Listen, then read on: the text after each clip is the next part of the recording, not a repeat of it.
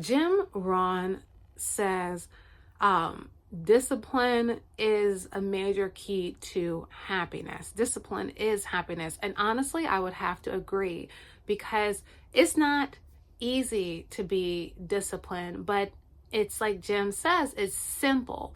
Simple things are things that are in your ability to do, or easy, interchangeable, but I'm going to say simple. Something simple is, okay, you want to be fit, you work out. That's a simple thing to do, and it could be considered easy. But doing it consistently may not be as easy. That is where the discipline comes in, all right? Discipline is the ability to do what needs to be done always. Always, always. Always, always. So ALL, so in all ways, and always being consistent and doing what you need to do, because over time you will get the results that you want. You just have to be consistent and show up and present yourself in whatever way, whatever you admire or are jealous about someone else is a sign that you actually want that thing too. And so you can do small steps now to get to where you want to be. All you can do and all you have is what you have. So do it now. Everything doesn't have to be perfect for you to have this new whatever, to do it this way. I wish that I had a good microphone, but I have my phone, and that's good enough. It's good enough to do what needs to be done.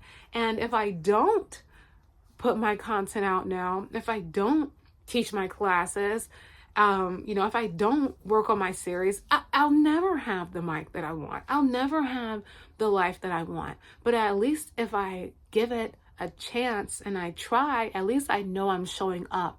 At least I know that I'm giving my best that I possibly can, so I can be proud of myself. And when I'm proud of myself and I feel good about myself, then I'm a lot happier. And when I'm proud of myself and I feel good about myself, is because I'm having the discipline to do what I say I'm going to do and to follow through. And that is just like a circular thing. When you have discipline, you have happiness, because when you look at yourself, you like what you see. You like who you are. You like your thoughts. And then when you get to know yourself more, on top of that, you become so unf-wittable, because you already know what's up. You don't have to prove anything to anybody, because you know who you are. You know your worth. And so then from there, it gets to the point where you're like, man, I don't have to take this life stuff so serious. As Florence Scovel-Shinn says, some people think that life is a battle, but life is a game. All right, the game of life and how to play it. Florence Scovel-Shinn. That's one of my girls too. If anybody ever asked me who my favorite thought leaders are, I always say the same ones, in no particular order: Florence Scovel-Shinn, Reverend Ike, Brother Panic, and Jim Rohn.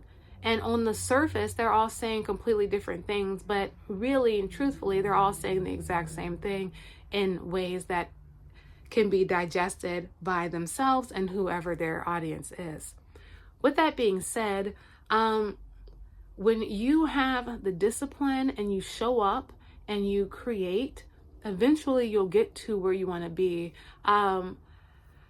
Jim Rohn says, I'm serious, Jim Rohn says that success is attracted by the person you become, and who you become is success. So when you become success, you will attract success. So you have to discover, what does that mean to you? Does success mean that you wake up, okay, and then you push yourself even harder? Does success, like for me, mean that I did my steam or I got in the sauna 3 times at least this week? Then that is success. Did I do my workout at least 3 times this week? That is success. Did I record when I felt compelled to record? That is success. Did I work on my class? No, I didn't. No, I worked on my class, but like I didn't do the what's that thing called? didn't work on my series this week. It's been a minute actually since I worked on my children's series. But success, because I've been thinking about it, but I'm going to do it. I'm going to do it because talking through, I'm realizing that I slipped up, but like also as a woman and as a human being, but it will, sometimes things happen monthly. And when those things happen, I'm just a couch potato swamp. Like, I don't want to do anything. I'm only productive to a certain degree. And that's just my time to eat whatever I want to eat and do whatever I want to do. And sometimes I'm lazy or very leisurely. But the point is, when I am productive and disciplined and I keep my promises to myself, then I feel better. And as in Jim Rohn's recommended book, The Story of Babylon, there's actually like multiple stories in that entire text. But they say the main character says that he keeps his promises to himself, but he does not make any promises. He doesn't overwhelm himself by saying, I'm going to do this and this and this and this and that, because he likes a leisurely life. So the things that he does say he's going to do, he does it, but he doesn't overcommit. So I am now at the point where I'm evolving to learn that, because I know like what I want to do, but sometimes I definitely do overcommit, and I overestimate my ability to do so many things at once. And then it's like, okay, well, what do I do now? Because I'm tired. So I am learning. And if anyone has any feedback, please, I would totally appreciate it. But I am learning how to